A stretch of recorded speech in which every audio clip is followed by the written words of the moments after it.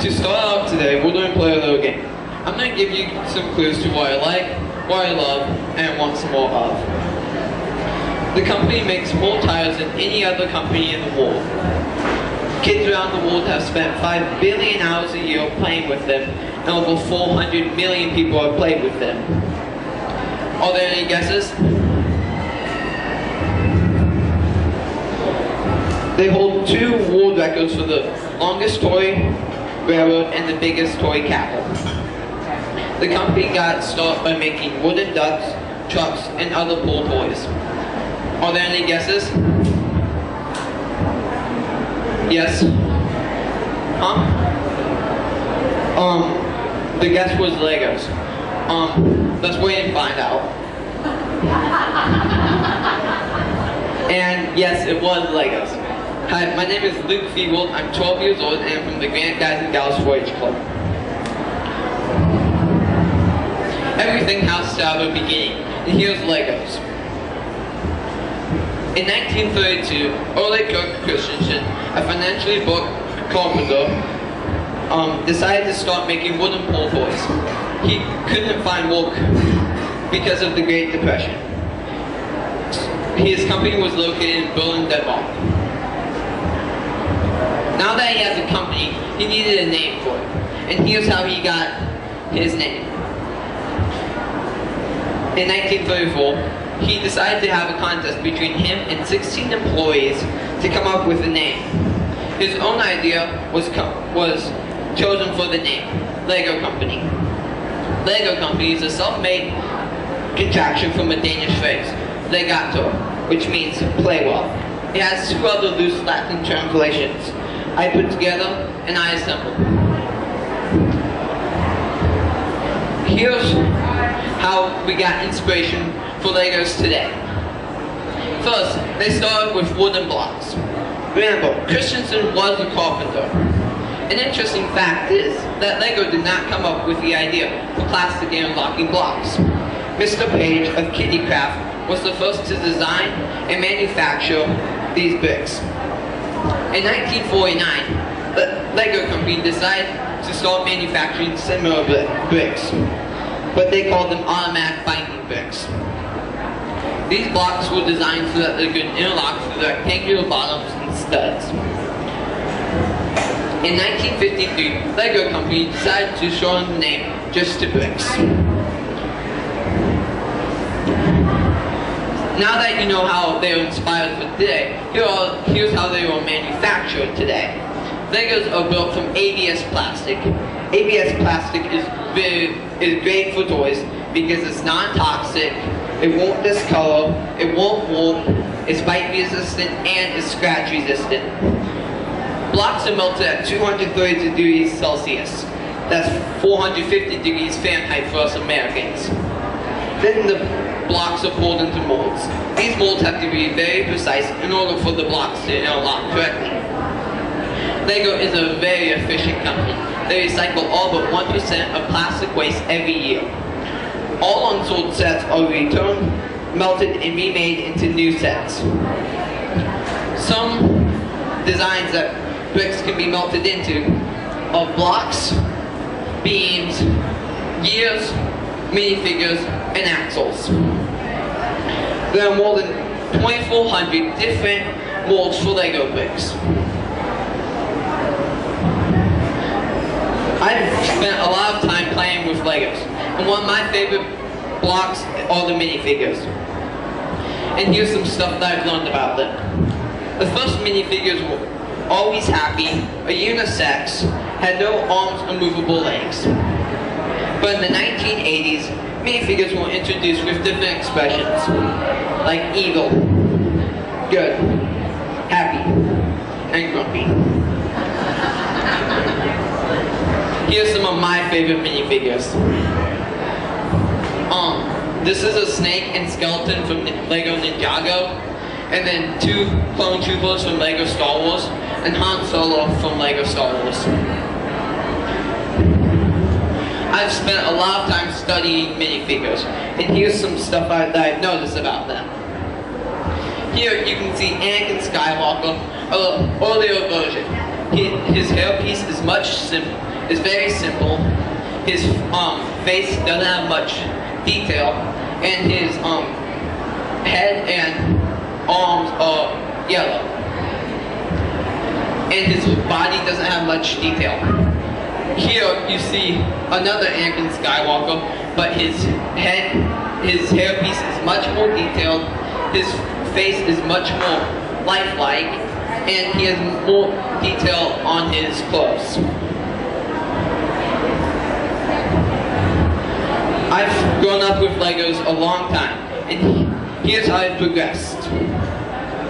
First, I started playing with wooden blocks. This is okay, but they don't stay up very easily. Then I started playing with Duplos. Duplos were introduced in 1969 and are double the size of an original Lego brick. This was designed for younger children so that they could play with Duplos much easier than Legos. Then I started playing with big sets of random tubs. Then I moved into collecting sets. Here are some reasons that I like Lego products. There's endless possibilities when building. There are theme-based topics like Lego Star Wars and the minifigures.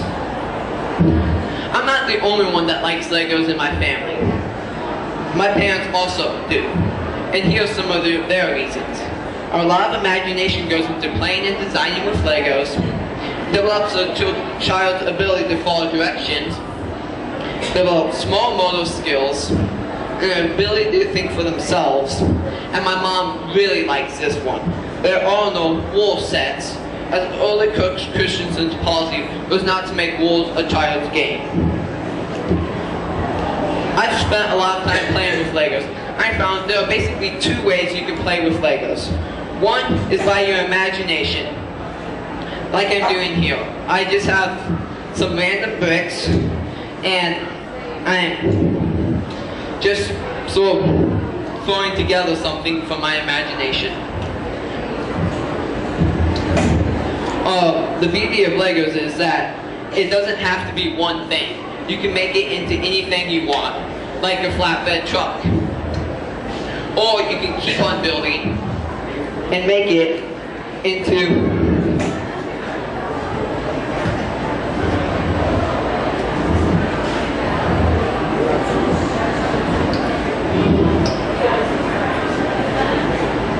a flatbed tow truck.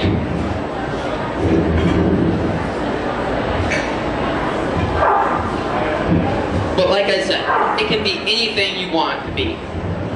Or you can follow the instructions. Instruction manuals were introduced in 1964. This is an instruction manual from a Lego set that I have built. And here's an example of another Lego ship that I've built from instructions. And it just broke.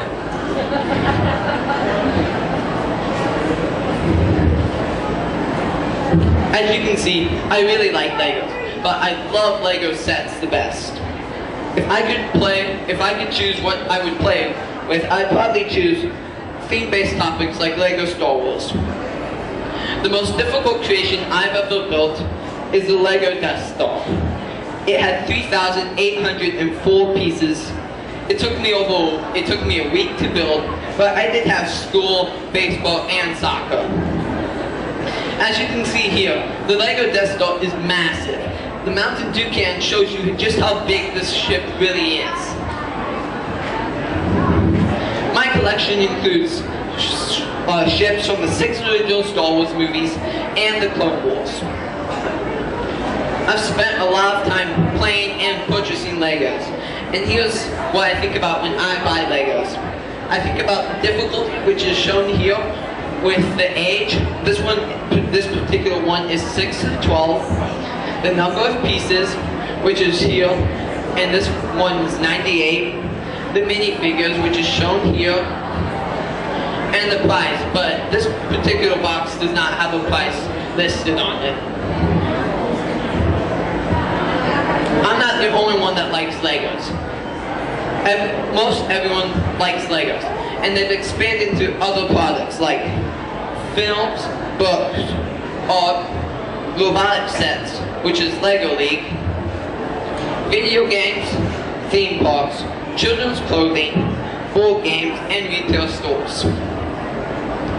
To conclude today, I'm going to tell you why I like Legos, why I love Legos, and I want some more of Lego bricks. I like Lego bricks because there's endless possibilities when building. I love Lego bricks because of the great sets like Lego Star Wars, which my biggest accomplishment is the Lego Death Star. And I want some more of Lego bricks because my goal is to have enough to reenact a Star Wars movie. Thank you to my credits. Are there any questions? Yes. The question was, have I ever done a Lego robot?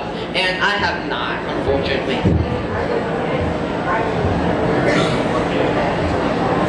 Okay, thank you.